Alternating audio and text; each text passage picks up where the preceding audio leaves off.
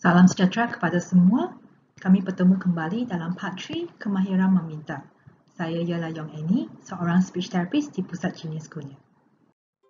Dalam bahagian yang ketiga ini, saya akan membuat perkongsian mengenai strategi menggalakkan anak meminta di rumah. Selain daripada pertuturan, anak juga perlu belajar berbagai cara untuk meminta seperti memandang, tarik dan tunjuk. Ini terutamanya untuk kanak-kanak yang masih kecil lagi seperti berumur bawah 5 tahun atau mereka yang masih kurang memberi perhatian kepada orang di sekeliling mereka. Kanak-kanak ini biasanya kurang belajar berbagai cara untuk meminta daripada ibu bapa mereka. Salah satu cara yang terbaik untuk menggalakkan anak meminta dengan berbagai cara adalah melalui aktiviti bermain.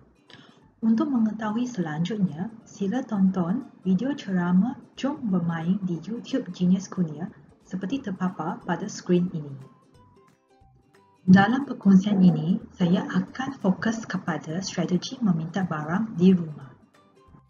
Terdapat 3 langkah dalam strategi ini, iaitu perancangan, persediaan dan pengajaran.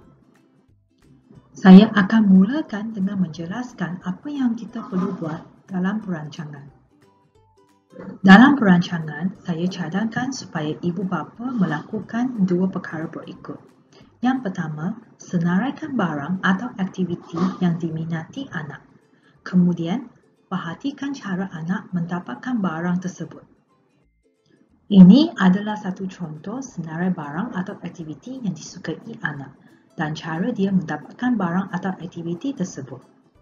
Dalam contoh ini, kita boleh nampak bahawa jika anak ingin tengok TV, dia akan bagi remote pada ibu bapa. Jika dia nak biskut, dia akan ambil sendiri. Jika nak susu, dia akan bagi botol pada ibu. Nak kereta, dia akan tarik tangan ibu ke almari. Jika nak tengok handphone, dia akan sebut phone pada ayah. Dan jika ingin main bubbles, dia akan sebut nak bila nampak bubbles. Kenapa kita perlu ada senarai barang atau aktiviti yang diminati anak? Ini adalah kerana pada peringkat ini, anak adalah lebih tertarik kepada barang atau aktiviti yang disukainya dan akan cuba berbagai cara untuk mendapatkannya. Apabila kita tahu apa yang anak suka, kita boleh menggunakan barang atau aktiviti tersebut sebagai motivasi untuk anak mempelajari kemahiran meminta. Selepas kita membuat perancangan, kita perlu membuat persediaan pula. Melalui senarai semasa kita membuat perancangan, kita juga boleh tahu cara anak mendapatkan barang. Pengetahuan ini adalah penting dalam langkah persediaan. Persediaan yang kita perlu buat ialah untuk simpankan barang yang dihendaki oleh anak. Contohnya untuk mainan, kita boleh letakkannya di tempat yang tinggi dan juga simpan mainan dalam kotak yang tertutup dan susah dibuka. Jika anak mempunyai banyak mainan, kenal pasti mainan apa yang paling disukainya dan simpankan beberapa jenis mainan yang sentiasa dicarinya. Untuk makanan pula, ibu bapa boleh cuba letakkan makanan dalam bekas yang susah dibuka atau simpan makanan seperti air kotak, coklat, gula-gula dalam kotak yang tak transparan dalam peti sejuk.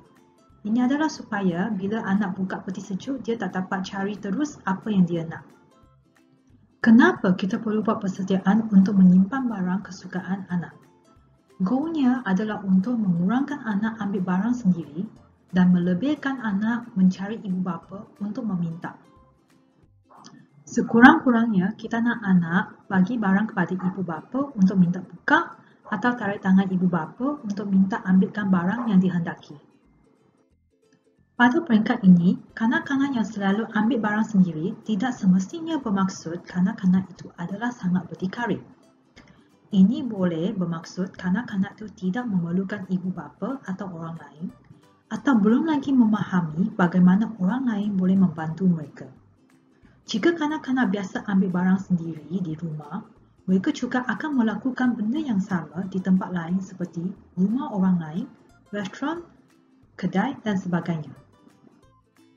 Oleh itu, kanak-kanak yang ada autisma memerlukan lebih banyak peluang untuk mempelajari kemahiran meminta.